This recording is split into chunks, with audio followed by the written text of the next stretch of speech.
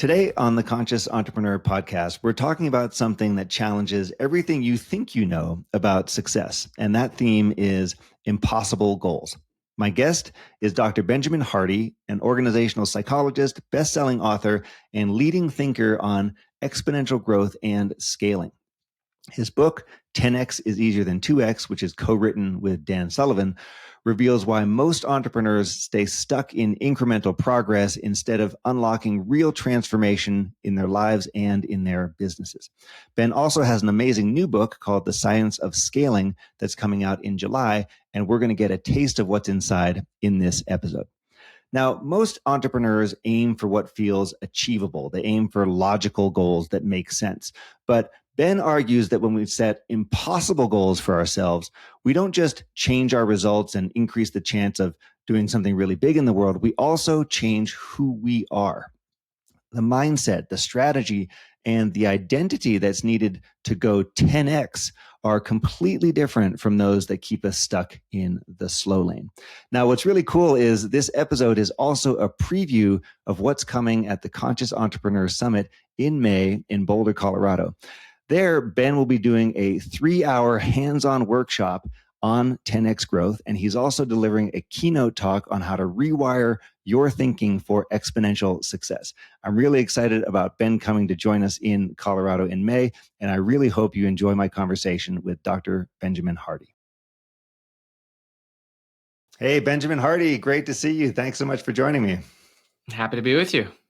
Now, your work on entrepreneurial courage is something that I really have been attracted to and drawn to. And it's meant a lot to me along my journey, but also more broadly with the conscious entrepreneur community. And I was really excited to come across your book, 10X is Easier Than 2X, a couple of years ago that you co-wrote with Dan Sullivan. And, you know, to me, the idea of, hey, wait, I'm not thinking big enough was something that really came to me in this work. And so I've devoured the book multiple times. Here it is, 10X is easier than 2X. I've listened to the audiobook as well, which has all those cool inserts of you and Dan talking together. And it's something that we've decided, you know what, this is so meaningful for the conscious entrepreneur community that we're going to have you come out and work with us in May in Boulder and talk through the 10X mindset, growth mindsets, and basically how to orient ourselves for exponential growth instead of linear growth. And so what I'd love to just talk about today and kick off with is, let's set the scene on mindsets for entrepreneurial growth. And, you know, one of the biggest things I've seen with so many entrepreneurs, and I'll put myself in this category, is we have trouble scaling. A lot of times our businesses don't scale, and our mindsets and who we are doesn't necessarily scale either. And so I'd love to just jump in with, you know, what do you think is going on here? Why do most entrepreneurs not scale? Like, what's that struggle all about? Super good to be with you. Very happy to be with you in Boulder, by the way. So bouncing off of what you were talking about with courage, with the 10X mindset, and with scaling, I think that the first reason most people don't scale is because, frankly, that's not their objective. One of the things that I study is systems dynamics or systems theory. And basically, the core aspect of any system is its goal. And most businesses don't have the goal to scale, genuinely. They may have the goal. Actually, most businesses have too many competing goals. Therefore, they're a complex system that's not even designed to scale. Most businesses were never designed to scale from the first place. And the entrepreneur who's running them or who's leading them doesn't actually have the goal to scale, nor are they looking at the system of their business honestly enough to admit that majority of it, right? Majority of it will never scale, could never scale, and that they're going to have to get rid of most of it and actually create a focused model that can scale. And so I think that that's the first one, is that, you know, to be honest, like, to thinking about the 10X book, most people don't actually have a 10X goal. They don't have a real 10X goal. And they also don't give themselves a deadline to do it.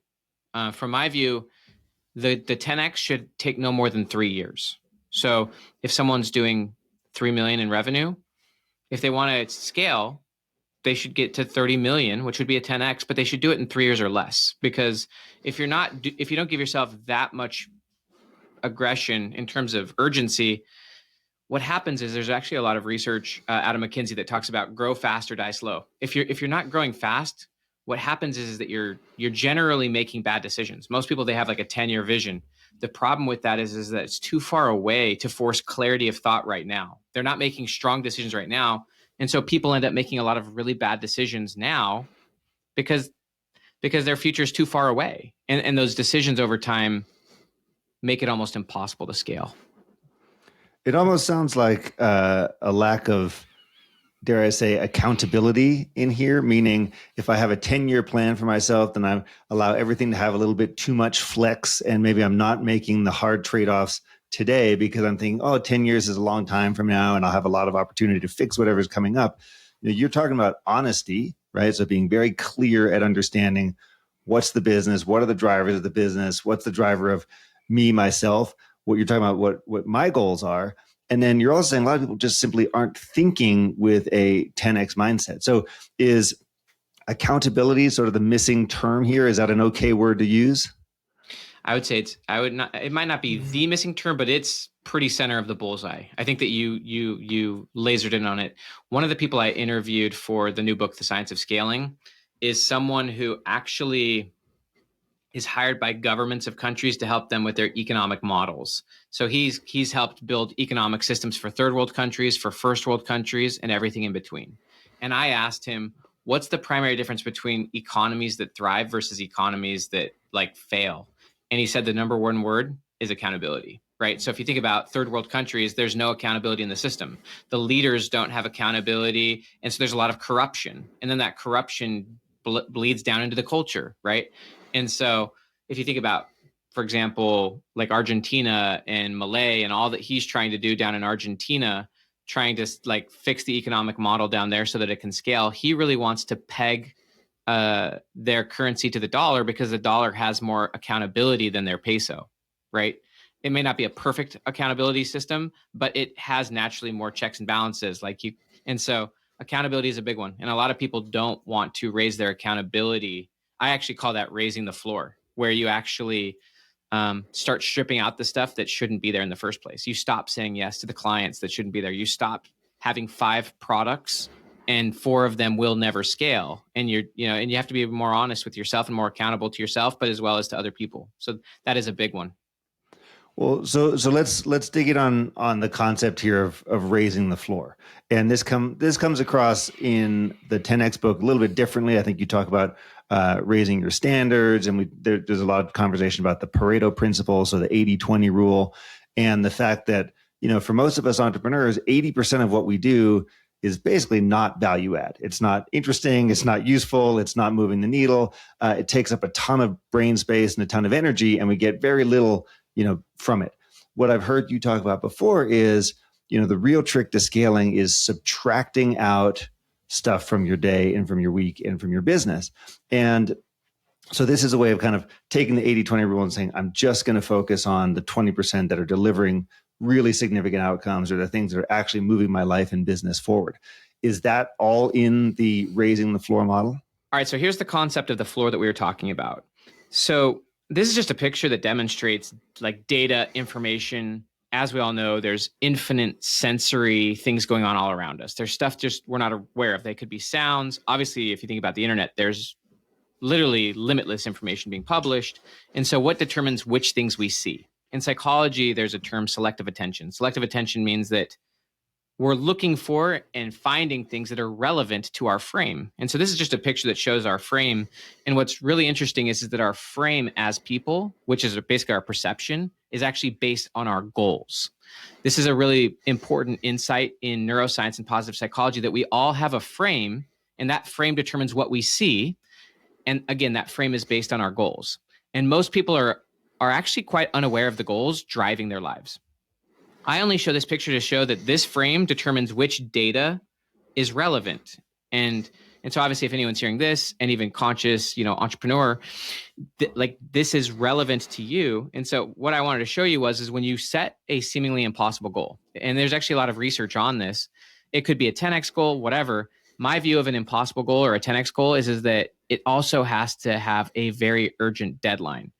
And what happens when you set such an extreme goal is that it forces this floor. There's a guy named Michael Porter. He's a very like famous strategy thinker. And one of the things that he talks about is that strategy is what you don't do. And so like, this is how I look at the floor. Is the frame is the goal. And so if you have, say, a 10x goal, but you want to do it in 3 years or less, that forces out most of the options. And it sets this floor that determines most of what you will not do. And so all the things that used to be viable, right, according to the old frame, now are no longer viable. And then it forces you to filter and focus on much more viable pathways, as well as people, partners. And I can give an example, but I just wanted to share with you this quote from Elon Musk, because I think that this is really important with most people's business. Elon Musk said that the most common mistake of a smart engineer is to optimize a thing that should not exist. And so I think that most businesses are doing that. Most businesses are operating below the floor. And so I don't know, what's your take on that? We can go whatever direction you want. I think that, so for me, when my reaction to that is I suddenly think, holy shit, I don't have clarity on my 10x goals in 3 years is when you share this with me. And I think, man, I need to get a whole lot better and a whole lot bigger in my thinking about this stuff. And this was one of the main things that I had when I was reading your book was like, wow, how do I actually go about this? How do I get from, my existing mindset into big mindset? I sort of understand parts of the how to do this, meaning focus on doing fewer things. And like you're saying, we raise the floor. So therefore there's less that just gets through to me. But my first reaction when I see that is like, I actually think I need help on figuring out the big vision, figuring out the 10x or the 100x, the goals, because I'm especially referring back to you saying, the system is optimized around its goals. And so it makes me think, wow, I need to worry about that. Yeah. And you can't you cannot intentionally design a system, which would be a business, right? Let's see here. What was it? Oh my goodness. Not Jeff Bezos. Sorry. Steve Jobs. Steve Jobs said, obviously simple is harder than complex. And so every system naturally starts complex, and a complex system has multiple goals, often competing goals. And then there's too many competing bottlenecks to be solved. And so it just creates a complex system that's not going in any specific direction. And so obviously you have to work hard to create a simple model. And most business models aren't simple, and most business models can't scale. Most business models, according to what I just shared with you, are below the floor. There's like too many competing components, which never could scale anyways. And the entrepreneur either isn't honest enough that call it the goals that they have or the pathways that they have are just not scalable, and they're not willing to let those things go. And so one of the things that we didn't talk about in 10x is easier than 2x is time. So like from a psychological standpoint, time is, well, we kind of talked about it. We more talked about like giving yourself free days and focus days, but thinking about time in two different, more fundamental ways. Let's just talk about the past, present, and future. So that is a model of time, but psychologically, most people don't understand that the past, present, and future are all happening right now in a person's brain. So how I frame my past, right? Let's just say I had childhood traumas. How I frame that past is going to impact me in the present. If I still haven't worked those things out and I'm still mad at my dad, or I'm still blaming my past for who I am, that framing of my past is going to impact me in the present. But the same is not only equally true, it's actually more true. It's probably 80% future, 20% past. The most dominant aspect of who I'm being in the present is how I frame my future. It's my goals, right? As we just said. And so the future and the past psychologically are just tools for making better decisions in the present. And once you start understanding that the future is what drives the present, most people, they actually let the present drive the future. And Peter Drucker actually explained it. He warned against this. Peter Drucker said that most businesses are creating a future that perpetuates today. He said few business people understand that what you really want to do, if you want to do really good research and therefore innovation, is you want a future that is the enemy of today. You want a future that disrupts today. And so you create a future called a 10x future, right? And you let that future shape who you are and what you see and what you do today. The future becomes the filter. And so that's one way of looking at time, is just simply that your future is driving your present. But the second way is then using time as a way of a very aggressive tool. Again, if you had a 10-year goal, let's just say you did want to scale your business in 10 years. That future is too far away to be a powerful future that directs the present. And so that's why you would want to make the timeline a lot more aggressive, use time as a tool and say, no, we're going to do it in 3 years or less, because now that future is so close that it forces away the bad paths, the bad people. It makes very clear the floor that no, that's no longer going to work. I'll just give one example, and then, you ask whatever you want. But I was explaining this to someone, and he's in real estate, and he's on a current trajectory, right? And it's a linear trajectory. And he was taught these ideas, and he basically said, okay, so I can see my impossible goal in 3 years. In his case, it was to have 10,000 properties in a certain type of property, like low income or something like that. And he said, that would be my impossible goal in 3 years. And I said, what level of growth would that reflect based on your current trajectory? He said, that'd be about 20 years of growth in 3. And so the really fascinating part with goals is what's called pathways. I already talked about selective attention, and that's us being able to find pathways. But pathways thinking is a concept in psychology about essentially finding pathways to a target.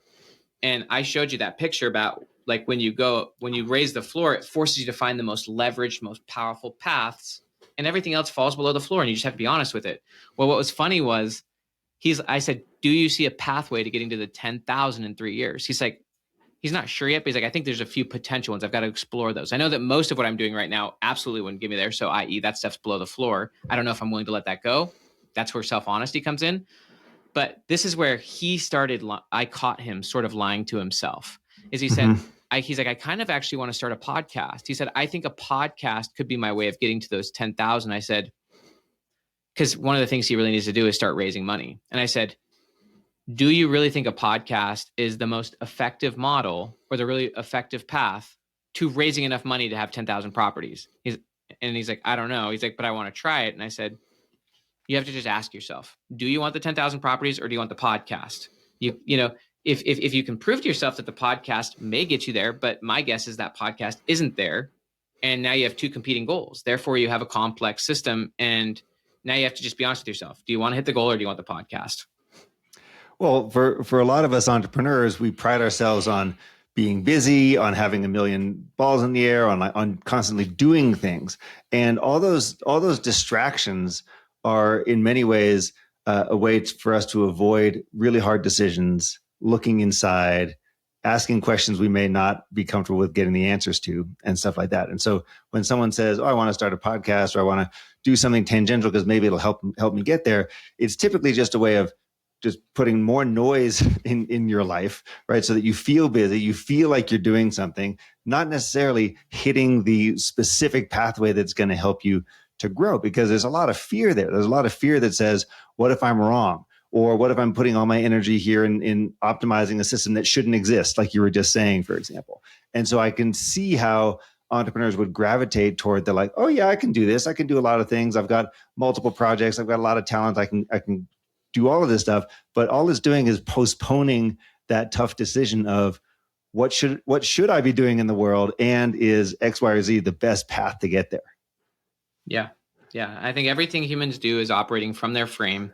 And what I wanted to show people here was your frame is your goal. The problem with most people is they have too many goals, and they're not willing to admit that some goals are just not worth more than others. And the beautiful part is that we can actually set goals and then use that as the frame to begin filtering out the noise, right? That's raising the floor. And so, yeah, that's why self-honesty and even the courage to be honest is huge. And just the willingness to admit, one of the hardest things to let go of is bad goals. Like just that guy, like totally, and just saying, and that's why I said, like, your initial question is, why don't most people scale? Because most people don't want to scale. Most people don't actually have the goal to scale, and they're not willing to actually go for it. Instead, they would rather be busy, and they'd rather have the excuse not to. And so most people are saying yes to way too many things, and they don't have the ambition to scale. They don't use time as a strategic tool to strip out all the noise and bad paths that are currently, that they're currently investing themselves in. Once you start being really honest with yourself that I'm currently saying yes to something that is stopping me from growing, then the question is, do you want to raise the floor and let go of that? And if you will, that's when you start to become ready to scale. That's when you can start to actually focus at the level needed. Steve Jobs further said, Innovation is saying no to 1,000 things, right? You can't scale if you're not willing to go so deep into something that you become world-class at it. And you can't become world-class if you're still saying yes to the good, because good is the enemy of great. And so all of these things simply come together, but most people aren't going for scale. I'll share one other quick example. So one of my good friends, he has 4 businesses, and I would even potentially suggest how many of those businesses are below the floor if he had one that had a vision enough to like strip out the other 3. But in his case, he studied the new book, The Science of Scaling, which, we'll obviously talk with your people in Boulder about. But he said that the book changed all of his businesses because he realized in all the businesses he was doing 5 to 10 things, and now all 4 of his businesses will only do 1. And he has an ad agency that's doing 20 million revenue a year. And they actually are the best in the world at advertising physical products. The problem for him, just exactly what you just said, is that also in that advertising agency, they do 5 other things. And so it actually dilutes their focus, and it dilutes their proper clients too, because they're saying yes to so many different clients versus raising the floor and stripping out all those clients. They're actually not attractive to the perfect clients. They're noise to the perfect clients versus them being perfect signal. And so he said, so my conversation was, can you see yourself getting to 100 million, which would be a 5X for him, in 3 years if you just focused on that one path, the one you're already world-class at? And if you just focus solely on that, raised your floor, got rid of all bad clients, and you just only worked with the best clients on this one thing, a focused model, right? A focused path. He's like, I could absolutely get to 100 million if I just focused on this one thing and got rid of the rest. And so that's just the idea of scaling right there. And the problem with this guy is without having that model, he would have just continued linearly. In 3 years, he'd be at 22 million, just continuing slow growth, being distracted, doing 5 things versus using a massive goal, stripping out all the noise, and actually having a focused model and becoming best at it. I want to share one of the things that came up for me personally, like in my personal story when I was reading your book, and then what you were just saying now was triggering it. In my old company, I was stuck in this idea of like, we're not growing very fast, and I was getting less enthusiastic about the business, and I was thinking, maybe I'm not of service to the company anymore. Maybe the company's not of service to me anymore. Like maybe I need to go do something different for my growth, like simply like my path.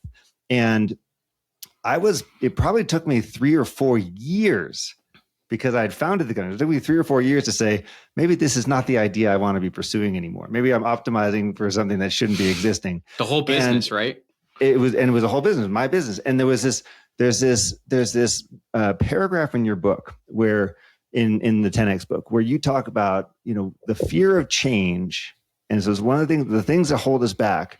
And literally check for me. You say, it's the sunk cost fallacy, right? So for me, I was thinking, I've already done, so many years in this. I've already put in all this effort, and therefore I feel like these are all sunk costs, right? So sunk cost fallacy was holding me back. The second one was attribution bias, meaning, oh, well, this was my idea, so it must be a good idea, or it must be something I need to be doing. And then the third one was consistency, right? Meaning I've been doing this for a while. I should continue doing it because my identity is kind of all wrapped up into it.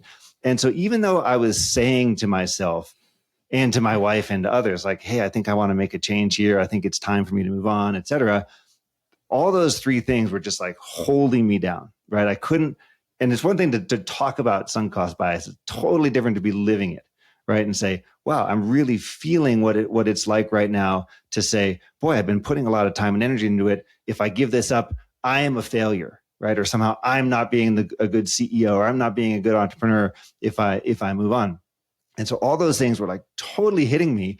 And it took way too long, up until the summer of last year, summer of 2024, where I finally came up with a plan for me to exit the business. But it was amazing to feel like I was stuck in the quicksand around making that decision. What it is, and I can completely empathize with you, and I think that this is the thing that stops people.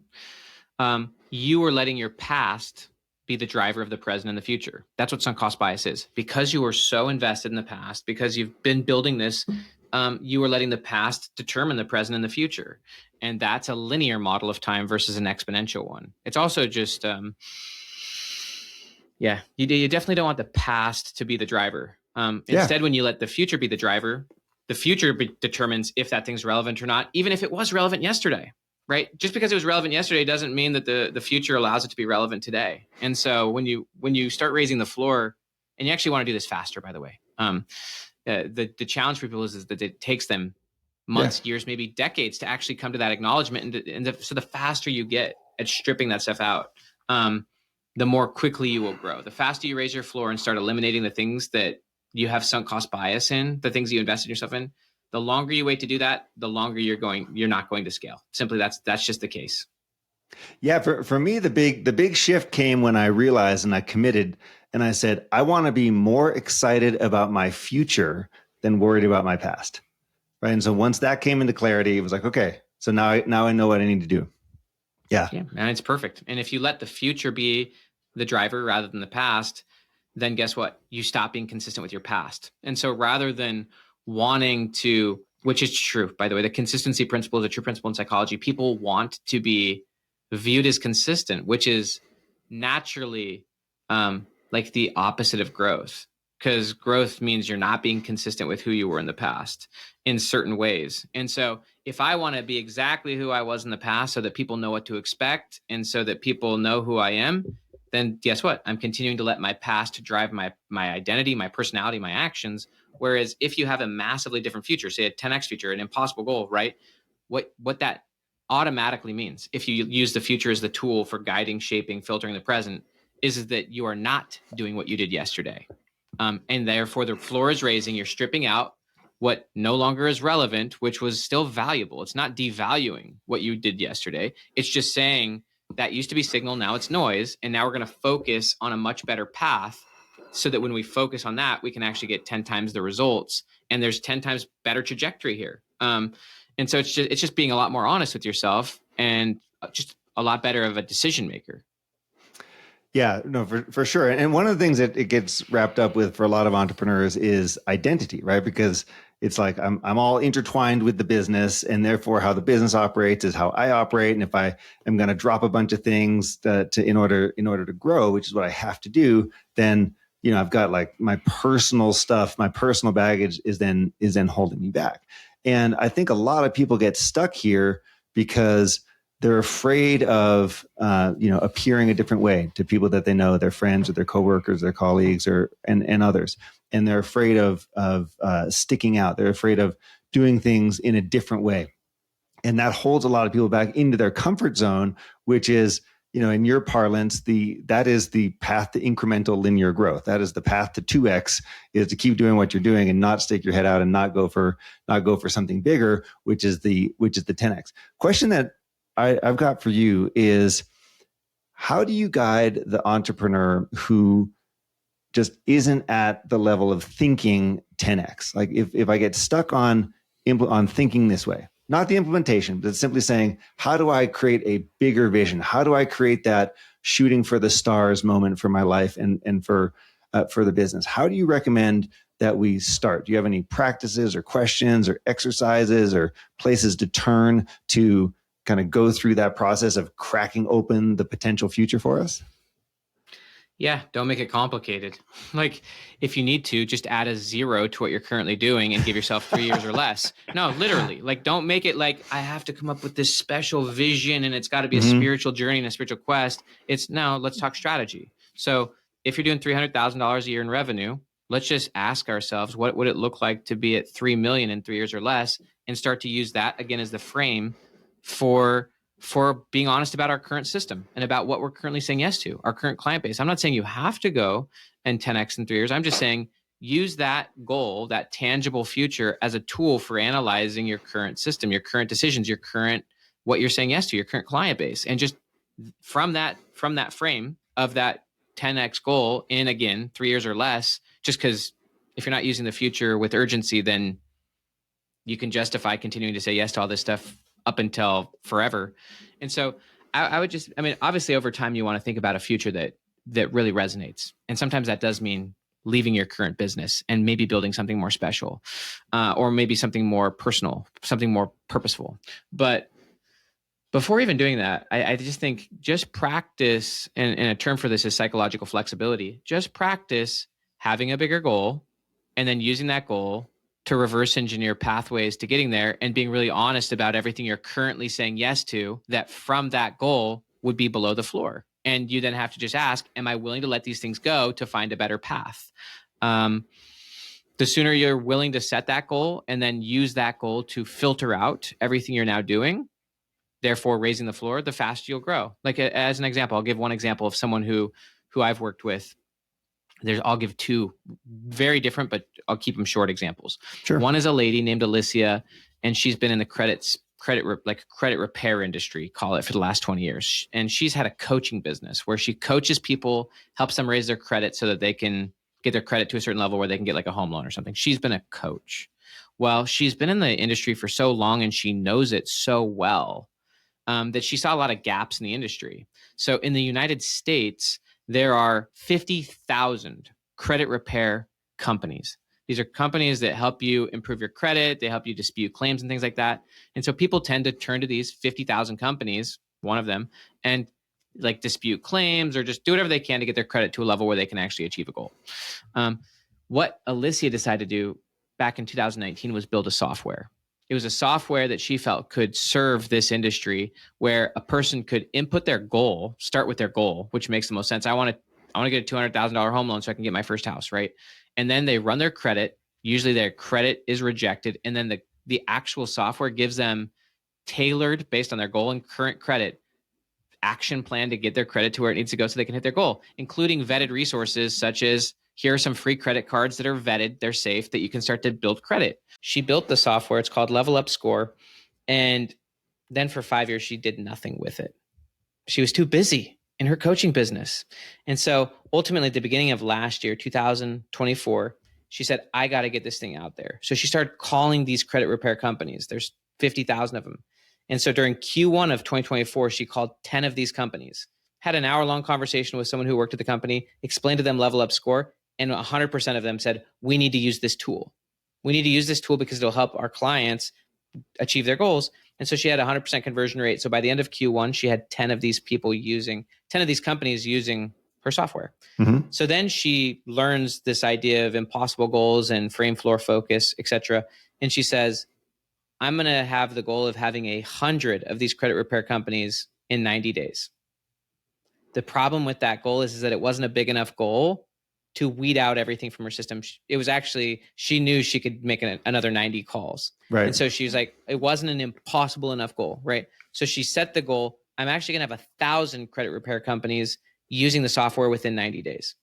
That's when she was in the realm of finding a better pathway, because now she knew she had no clue how to do it. She had no clue. She couldn't one-off call her way to 1,000 in 90 days. That was impossible with her busy schedule. Yeah. And so she started thinking, how do I get 1,000 credit repair companies using my software in 90 days? And ultimately, she had the thought, there's already software companies in the credit space that not only serve 1,000 of these credit repair companies, there's actually software companies that serve tens of thousands of these credit repair companies. And so her who became partnering with those software companies. And so literally within a few days, she was on the phone with one of those software companies, a guy who had a software serving 8,000 of those credit repair companies. She explained to this man Level Up Score, and he's like, I love this. I'm going to integrate it into my software. And so she went from 10 to 8,000 of these companies using her software within a week by operating from that better goal, by operating from a different pathway. Again, rather than her doing it all herself, it was partner with other software companies. So this is just why, so that was one example, but she did end up having to let go of her coaching business. That fell below the floor, right? Sure. What's your take on that one? Obviously, I mean, I'm happy to go into another simpler example, but what's your take on that one? Specializing is a big deal for entrepreneurs, and so I've been a mentor in a lot of entrepreneur programs out here in Boulder, specifically like Techstars, for example, which is a really well known one, and a lot of entrepreneurs suffer from the idea that like, I've got to say yes to everything and I've got to have a solution that works for some gigantic market. And the path to real growth illustrated in this example is focus, not only on what your offering is, but also who your offering is for. And for so many entrepreneurs, it puts them into this like total freeze mode, right? They freak out. They think, but I could also sell to this guy and this guy and this guy. And it's like, yes, but you're better off going way deep in a narrow segment where you can crush their, where you can just like do away with their problem altogether because they're buying your solution, versus being sort of a piece of a much bigger puzzle horizontally. And so, yeah, I mean, when I hear that, I think the struggles that I've come across myself a lot of times and coached others through is like, you got to do this. I know it's scary, and focus is still the answer. It's so true. Yeah, I think that not only focus, like the ability to focus, there's so much literature on how to focus, getting into a flow state, blah, blah, blah, morning routines, etc. But it fails to acknowledge where to focus, right? Where you focus matters a lot more than anything else, right? And generally our focus is so split and so distracted and distorted that we're not learning, right? We're not learning enough to solve important problems, and we're not really targeting that focus towards any like profound goal. In the performance world, they call it deliberate practice, right? The goal shapes practice. This is how, they also say theory shapes practice, but the goal shapes practice. This is how you become a world class at anything, right? You have to have a specific goal and then use that goal to shape where you're focusing and how good you're getting at something and solving a certain problem. And most people just won't go for that. And so they very much limit their capacity and their business to scale. And so they end up either going linearly or eventually failing, versus scaling, which, is the solution. If you're not scaling, you're slowly dying. Mm-hmm. What's the other example you're going to bring up? I'll give you a simple example because it fit with what you were saying with identity. There's actually a really interesting book called The Identity Trap. It's actually more of a political book, which obviously we understand what identity politics are and what they are about today. But my view is that identity is more of a tool to be utilized for most people, I believe it becomes a trap. I actually don't believe identity, as weird as it sounds, is even that important. It does matter to have something you really stand for, but identity for most people becomes sunk cost fallacy, as you were just talking about, Alex. So the other example is this. This is a family-owned business. This is a woman who, her father created this business 50 years ago. He was a brilliant man. He was an inventor, and he invented basically a product. And I won't explain it all because I don't want to give away the company, but he invented a product and it was patented. And it was a very specific product for a very specific industry. And so over the last 50 years, and he's now passed away, this company is based on that. It's built on that. And it's a product-based business where they're providing very expensive products, very specialized products to very specialized clients. Well, this woman who I'm now talking to, she was the heir of this company. She's now the CEO of it. She really wants to scale. But what she knows is that this product line can't scale. Like, it's already maxed out. And she's been aware of that for the last 10 years. And so she's also become aware that the services side of the business, which they don't really have, but there are lots of services that they can provide literally in the same industry to the same companies that absolutely could scale. Like, as I said, I don't know if I said, but their company does about 20 million in revenue as well. And I asked her, if you just solely focused on the services side, forgot about the product, which we love your dad, but if you forgot about the product and you solely focused on the services, is there a way for you to get not only to 100 million, but hundreds of millions, potentially in the next 3 years or less? She said, absolutely, there's a way to get there. And she's like, I already even have partnerships where we could acquire the very companies that would give us the capability to do it. And so then I asked her, well, what do you think about just selling off the product side of the business and fully going for this? She had never thought about that before. It would never even dawn on her because her identity and the identity of the company was so based on her dad's thing from 50 years ago. She actually felt it would be disloyal to her father in his grave to do that, rather than using what he had built as the amazing shoulder of giants, sell. And she actually said, there's someone who's a partner who would buy the product side today for a huge amount. We could then reinvest that in the services side. And in 3 years, we could be at 200 million. So her question is, all right, so do you want to be loyal to the past and grow linearly? Maybe in 3 to 5 to 10 years, you're not at 20 million, maybe you're at 25 million. Or do you want to actually like have a bigger future and in 3 years be at 200 million, really doing amazing things? And that's the question she now has to ask herself. I mean, these are incredible stories. And I think a really good preview of what we have in store in Boulder in May, right? So I think sharing these kind of stories and helping people understand the trade-offs, the choices that are going to have to be made, what impossible goals look like, how to level up and how to raise the floor. This is what so many entrepreneurs are trying to sort through. This is where they are trying to go. And so, Ben, let's just take a moment. I want to give people a preview of what can they expect when they come to join us in Boulder. We've got 2 incredible days, May 28th and 29th.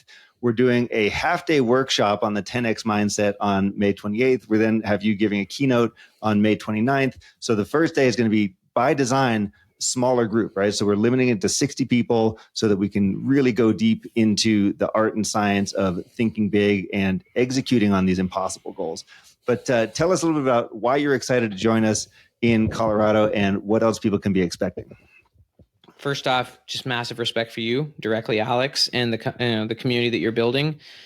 So what they can expect? Well, for those 60 people who are going to be in the deep dive session, we're going to spend literally as much time as we need, actually, like, not only mastering these frameworks so you understand it, but actually like workshopping it, giving you time to think on it, ask questions on it. We're going to spend a lot of time giving you space so that you can walk away from that actually being clear on a goal, what's below your floor, maybe even having taken bold action, letting go of certain things that you didn't think you could have, right?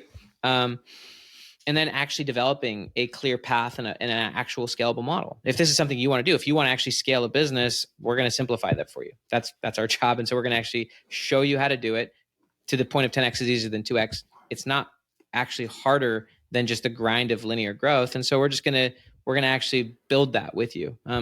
Certainly way more than you can get in a keynote, but the keynote will be just phenomenal. So, I mean, if you've been in that first day, the keynote will just simply elevate it even further and show you that you can do it. And obviously, I think that you walking away, whether you were solely at the main day or the deep dive day, you'll walk away either way fully confident that if you want to, you can scale your business. And from my standpoint, that means you've 10x'd it at least within 3 years. Maybe for some of you, you can do a lot more than that. And you absolutely can do that. You'll know you can do that, and you'll realize it's a lot simpler than you think it is.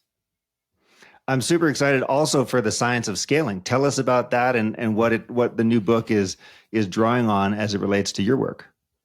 Yeah, so I think that the science of scaling, in my opinion, is actually going to spark a movement. I think that scaling up until this point has been an underserved topic, certainly an over-abused topic. Everyone talks about scaling, but I don't think anyone's ever actually modeled it or explained it properly, such that scaling is overly complex. It doesn't seem possible for most people, and it's not even desirable because it doesn't seem possible.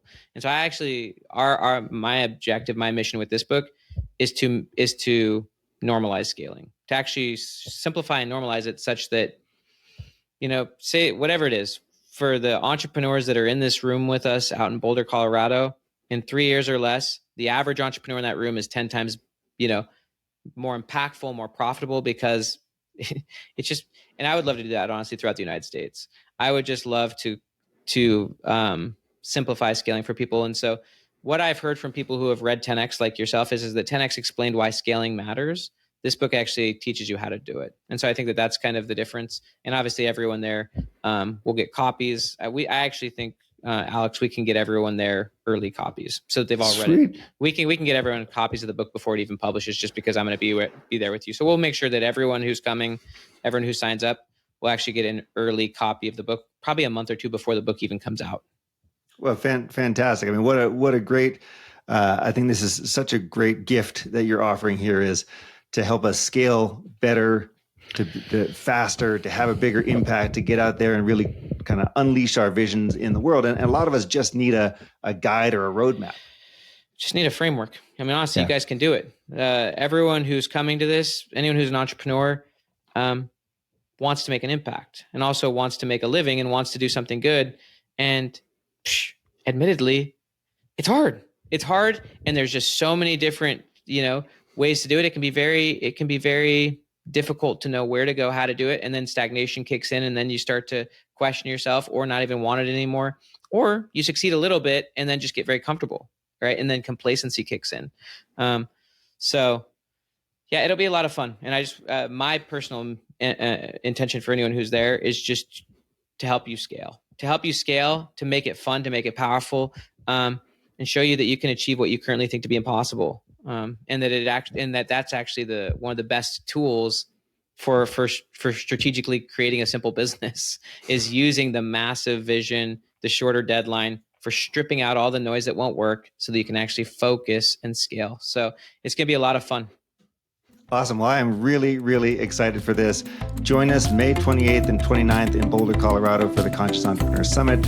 We have a total focus on 10x growth this year. My word of the year is growth. And so for me, this is a really big deal. Benjamin Hardy, thank you so much for being here and can't wait to see you in May. It's my pleasure, brother.